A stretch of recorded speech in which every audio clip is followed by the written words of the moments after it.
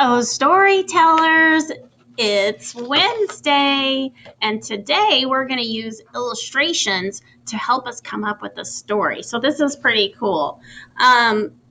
We could write a story just about a picture that we see. I'm going to show you a picture of this red ball. What can you tell me about the ball? Where is the ball? That's right, it's in the grass. Yeah, maybe in the yard. And why do you think the ball is there? So we're going to take turns we're going to think of stories that we could tell about this red ball. Okay, when I see the red ball, it makes me think of a couple of different things that I could write about. One, it makes me think about when I go outside with my daughter's dog, Huck, in the grass and we play with the red ball. I don't know if our ball is red, but that's what it reminds me of because we play with the ball outside in the grass. But this ball is red. So another story it reminds me of is when my kids were little and we'd go outside and play in the grass and we would toss the ball and play catch with the ball. So you have two stories. Maybe you have a different story about a ball outside in the grass. Okay, I have another funny story. Oh my. So this illustration, maybe this one you'll want to write about. Look at this one. Yeah, look at the cat. Yeah, the cat is, I don't know, yawning or when I see this, though, it kind of reminds me of my niece's cats, but they just kind of lay around and sleep all the time. This cat doesn't look like he's sleeping. Maybe you have a lot of stories that this cat will remind you of. I don't know, one time there was a cat that caught a mouse, and I saw that. You could write a story about a cat catching a mouse that went in the house. I wrote my story. I wrote one about the red ball, and I went ahead and did it already. So as you can see, I didn't use any color because I was just trying to do it in a hurry. And then later, when I have more time, I can go back and add color. I can add green for the grass, and then I just put our house over here. And usually we go outside when it's a nice sunny day. And we have the dog Huck, and there's Mrs. Hofer. And I said, Huck and I play with the red ball in the grass.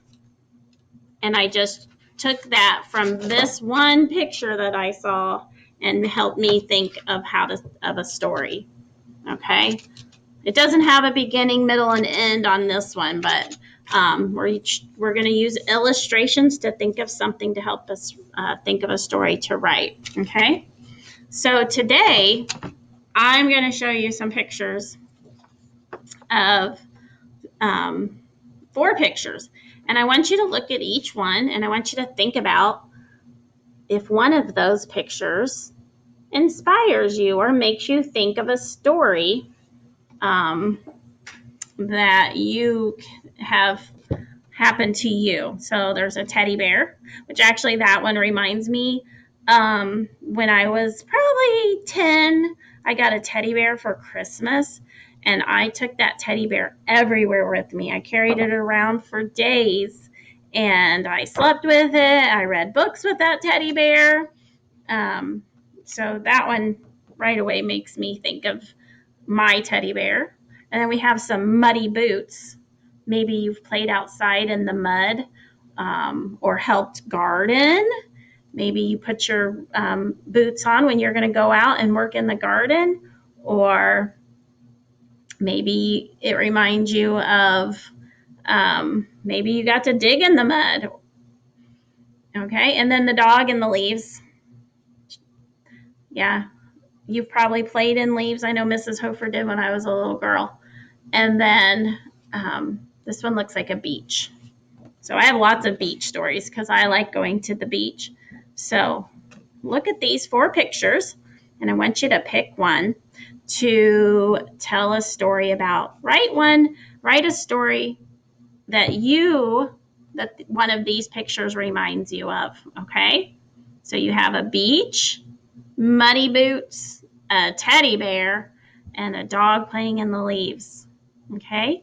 And I want you to just write a couple of sentences about the illustration, but make it your story. It's not just about this teddy bear. Make it about a teddy bear story that you know. Okay? So that is your assignment for today. So get your paper, and when your story is finished, you can send it to your teacher. We love reading stories. Love, love, love. It's my favorite thing is to see your writing and your stories. Okay?